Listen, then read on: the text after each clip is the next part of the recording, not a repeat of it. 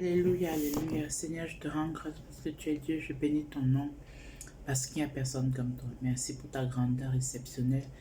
Merci pour tes bienfaits dans ma vie et la vie de ma famille. Merci Seigneur pour ta bénédiction sur les personnes qui mettent leurs espoirs en toi. Sois élevé, Seigneur Jésus. Sois magnifié. Saint-Esprit, je t'appelle. Merci que tu diriges dans ce moment de prière et de compréhension de la parole sainte. Merci Seigneur. C'est en ton nom Seigneur Jésus que j'ai prié. Amen. Je viens de lire dans le livre des Actes des Apôtres à son 11e chapitre. Il s'agit de l'histoire de Pierre qui à travers une vision, comme je l'ai appris dans le verset 5, à travers une vision, il a eu,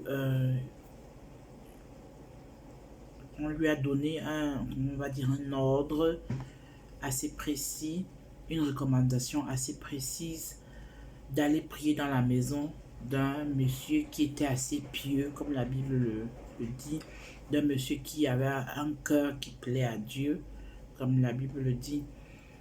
Et on lui demande à Pierre d'aller prier afin que ce monsieur, d'aller prier dans la maison de ce monsieur afin que ce monsieur reçoive Jésus et qu'il soit sauvé, lui et sa famille. Ce qui est assez particulier ici, je répète, ce livre des Actes des Apôtres, chapitre 11, chapitre 11, du premier verset au 18e que j'ai lu. Avec le titre, je lis dans la version Louis II en français. Et je ne vais pas lire ici parce que ça va prendre assez de temps, mais j'invite quelqu'un à lire. Il y a Pierre, on dit Pierre explique sa conduite devant les chrétiens de Jérusalem.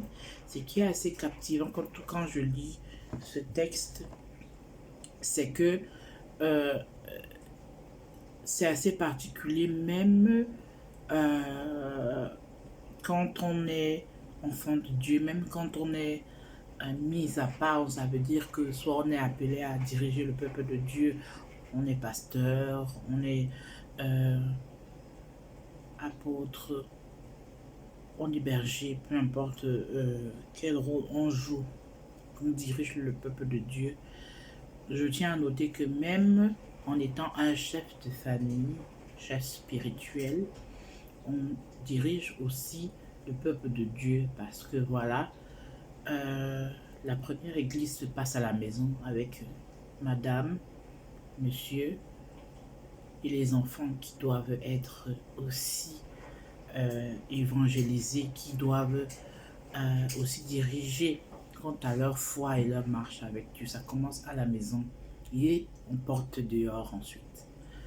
Voilà, donc Pierre, lui, ici, doit expliquer sa conduite parce que à travers ce que j'ai lu, là, dans une recommandation du Seigneur, le Seigneur lui recommande, il prie dans la maison de ce monsieur qui est pieux, ce monsieur qui a un cœur qui me plaît, prie pour lui parce que je vois qu'il m'aime. Dieu le lui dit, cet homme m'aime, cet homme a un bon cœur, lui et sa famille, je veux qu'il soit sauvé. Il y va et prie pour lui, ce que Paul fera, même avec Pierre le fera, pardon, même avec beaucoup d'inquiétude parce que il ne le fait pas tout de suite, mais le Seigneur passe par des voies pour lui montrer que ce que moi je choisis, ce que moi je mets à part, personne d'autre n'a à dire que ce n'est pas sain, que ce n'est pas bon. Parce que c'est lui, Dieu, il est souverain dans ses décisions. Paul le fait, il va y prier pour le monsieur Corneille et sa famille, et ils sont sauvés. Comme la Bible nous l'apprend.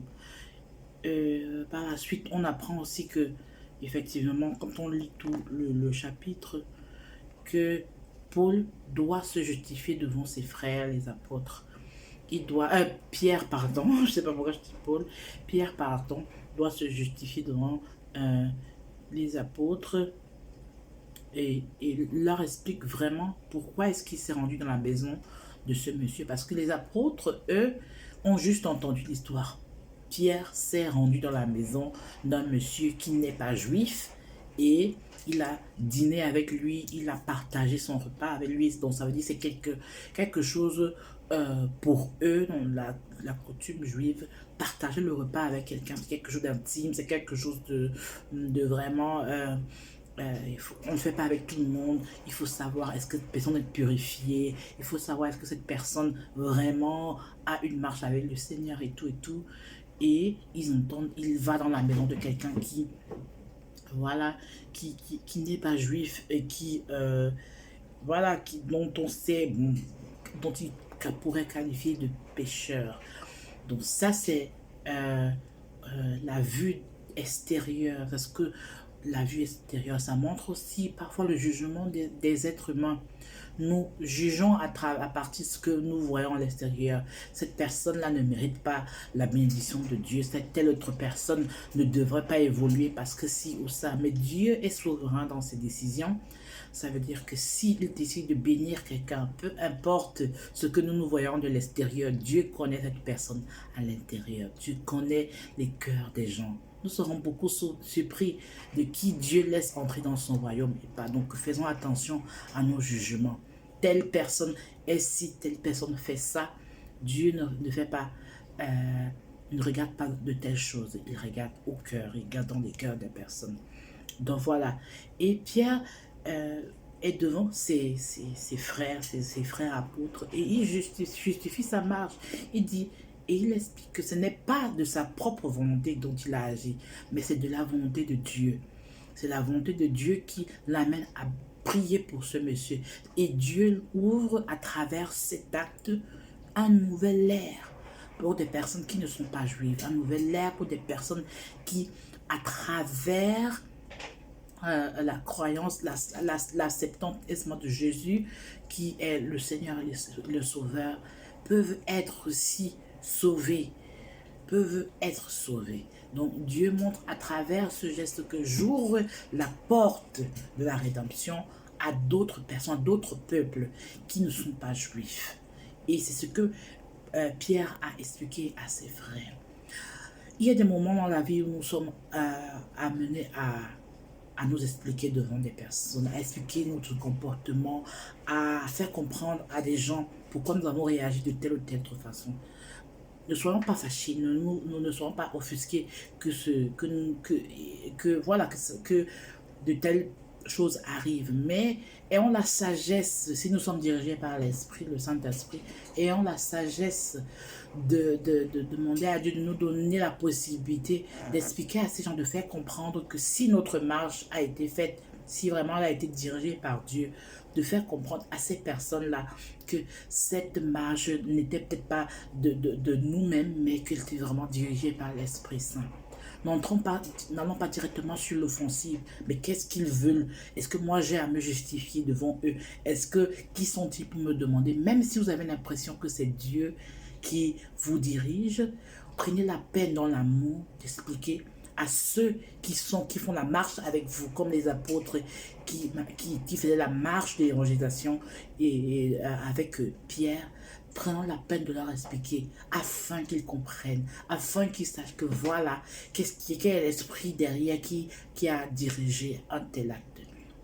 Ce que je voulais partager avec quelqu'un cette soirée, et soyez bénis. Si quelqu'un ne me connaît pas, je suis la sœur Sarah Fiston-Dess. Je dirige une communauté chrétienne ici en Autriche avec mon mari.